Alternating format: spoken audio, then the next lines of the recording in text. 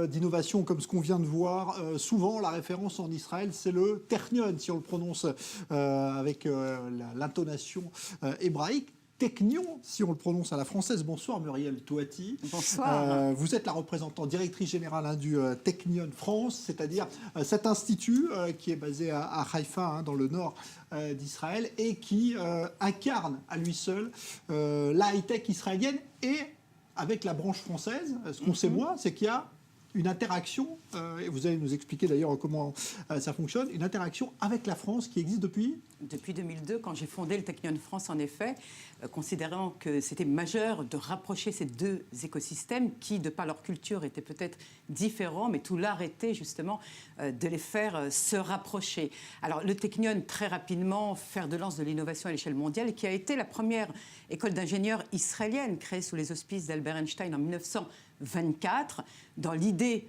très concrète finalement de créer cet État en devenir, donc Israël, et créer ainsi son infrastructure, son génie civil, sa santé. Et puis après un tracé de 100 ans, eh bien, le Technion est non seulement un fer de lance en Israël, mais c'est surtout aussi un vrai positionnement à l'international, ayant compris l'internationalisation, l'importance de l'international et surtout la globalisation. Oui, c'est vrai qu'il y a un vrai rayonnement de la Startup Nation à l'étranger et on sent qu'en France, surtout là ces dernières années, il y a un vrai intérêt pour être à son tour une Startup Nation. Et là, la coopération entre la France et Israël a toute sa place. Absolument. En 2002, alors qu'on ne parlait pas encore de Startup Nation, que le concept n'était même pas né, ce qui est finalement intrinsèquement la façon à Israël de générer de la croissance par la start-up et par les exits notamment.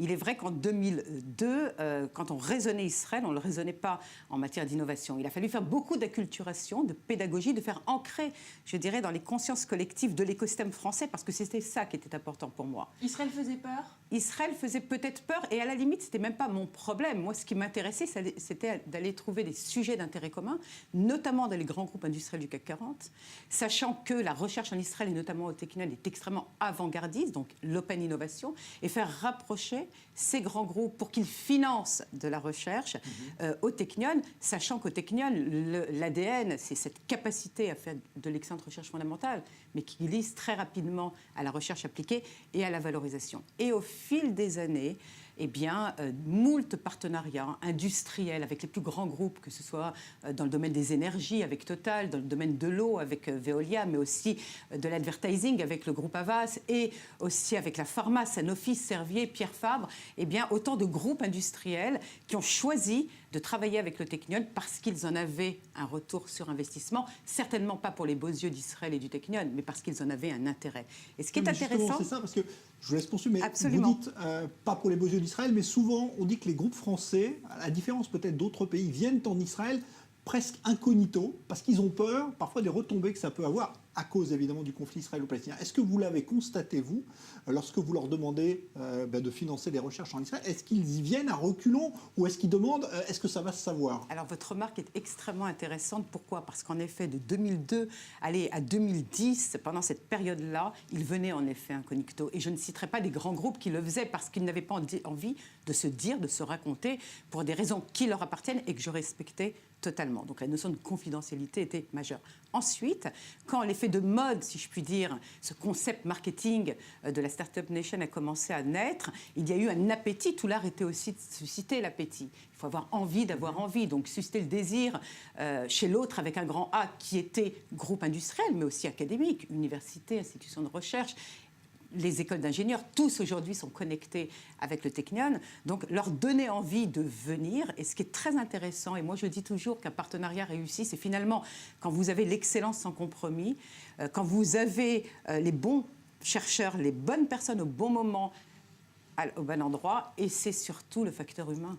Parce que sans l'humain, on ne peut rien faire. Et ce qui était intéressant, c'était d'associer deux facteurs humains, deux cultures différentes, de façon de penser, de raisonner l'innovation, de les mettre ensemble, de les matcher ensemble, de les connecter ensemble. Et puis, il se trouve qu'ils sont tombés amoureux de ce pays et qu'ils y viennent avec leur famille. Donc, j'ai réussi mon coup, si je puis dire. C'est vrai que vous dites sans humain, on ne peut rien faire et c'est en même temps peut-être la grande peur liée à l'innovation de demain. Quand on parle d'intelligence artificielle, c'est le grand défi aujourd'hui, que l'humain reste à sa place et qu'il ne soit pas dépassé par l'innovation. C'est l'un des sujets... C'est un vrai sujet sur lequel moi je travaille d'autant plus sur mes activités, mes événements français. Autrement dit, l'intelligence artificielle, elle n'est pas née d'hier ni d'avant-hier. Ça fait déjà 20 ans qu'on travaille dans le domaine de l'apprentissage par les ordinateurs, ce qu'on appelle le machine learning, voire le deep learning. L'intelligence artificielle, elle est là, elle est bien là. Tout l'art. Et comment équilibrer l'intelligence émotionnelle et intuitive, donc l'intelligence humaine, avec cette intelligence artificielle, technologique, cartésienne, rationnelle, pour pouvoir créer cet équilibre qui fasse que l'homme, dans sa condition humaine, garde le pouvoir, le contrôle sur la machine et sur le robot. C'est tout un débat philosophique. On en parlera le 10 décembre prochain à la Maison de la Chimie dans le cadre de la 16e édition de la manifestation annuelle du Technion France que j'organise sous le haut patronage du président de la République. Alors, il se trouve que c'est Emmanuel Macron qui avait d'ailleurs visité le Technion en 2015 quand je l'avais accompagné. Mais depuis 2002, le président de la République parraine les événements du Technion France, justement conscientisant l'importance de ces rapprochements et de ces partenariats internationaux. Moi, je dis toujours 1 + 1 = 3. Et il faut bien faire comprendre. Et en France, ce n'était pas évident. Ce n'était pas évident. La France reste un pays doté d'une culture, dans le bon sens du terme, j'allais presque dire, mais pardonnez-moi, prenez-moi au 2e degré, un peu égocentrique. Et cette capacité à les ouvrir à d'autres écosystèmes, il n'y a pas que l'écosystème israélien, il y en a d'autres, mais en tout cas, à l'écosystème israélien, était un vrai challenge, un vrai gage de réussite dans la concrétisation de ces partenariats, de ces coopérations. Et quand on me pose la question, que pensez-vous avec les problématiques géopolitiques, géostratégiques, ce qui se passe en France ou pas, moi je me désinvestis de tout ça, pardonnez-moi, et je dis... Mais il n'y a pas une diplomatie de l'innovation, justement ? Eh bien, je la fais peut-être. C'est ça. Mais concrètement, comment ça fonctionne? Parce que vous nous avez parlé de ces groupes qui viennent financer de la recherche. Pour ça, c'est quelque chose, c'est un aspect plus classique qu'on peut facilement visualiser. Il y a aussi un incubateur de start-up. Ça veut dire qu'il y a concrètement des échanges entre start-up israéliennes et françaises aujourd'hui? Très bonne question, absolument. Alors, vous savez que toutes les universités en Israël sont dotées d'incubateurs et d'accélérateurs. L'or noir, le pétrole en Israël, c'est l'innovation, c'est la start-up. C'est cette capacité finalement à la faire grandir, peut-être même en faire des IPO pour pouvoir réinjecter de l'argent qui circule. Donc l'incubateur, l'accélérateur, il est majeur. Au Technion, on a un écosystème entrepreneurial très puissant d'accélérateurs et d'incubateurs. C'est ce qui intéresse énormément, en effet, l'écosystème français, parce que dans les universités françaises ou les écoles d'ingénieurs, ce n'était pas le cas. Donc il fallut qu'ils aillent chiner l'écosystème israélien, et notamment celui du Technion, pour justement s'en inspirer. Et ce va-et-vient est très important, c'est-à-dire les start-up israéliennes qui se déplacent dans des incubateurs ou accélérateurs partenaires sur le sol français, et vice-versa. Les partenariats académiques, recherche ou innovation avec les accélérateurs ou les incubateurs s'articulent sur les échanges entre les étudiants, les programmes de recherche conjoints avec les chercheurs et la mobilité de l'innovation par les start-up. Dernier mot, qu'est-ce qui fait que le Technion garde aujourd'hui cette longueur d'avance? Est-ce qu'il l'a d'ailleurs toujours sur les autres pôles high-tech qu'il y a sur Terre, notamment la Silicon Valley aux États-Unis? Absolument, le Technion est positionné à New York. Vous le savez, en 2011, on avait remporté cet appel d'offres majeur que Bloomberg, l'ex-maire de New York, avait lancé pour créer un grand centre de recherche de développement sur Roosevelt Island. C'est le Technion qui a gagné. On s'est allié à Cornell University. Le Technion est aussi en Chine, à Guangdong, dans la province du Guangdong, à l'université de Shantou.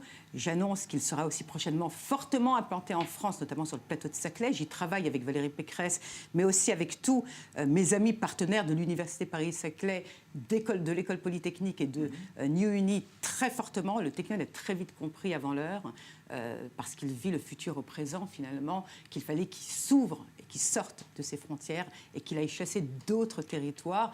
Et comme la recherche est évidemment d'excellence, vous savez, en Israël, on n'a pas de ressources naturelles, enfin, pas encore. En revanche, on a des cerveaux, et c'est sur les cerveaux qu'on capitalise.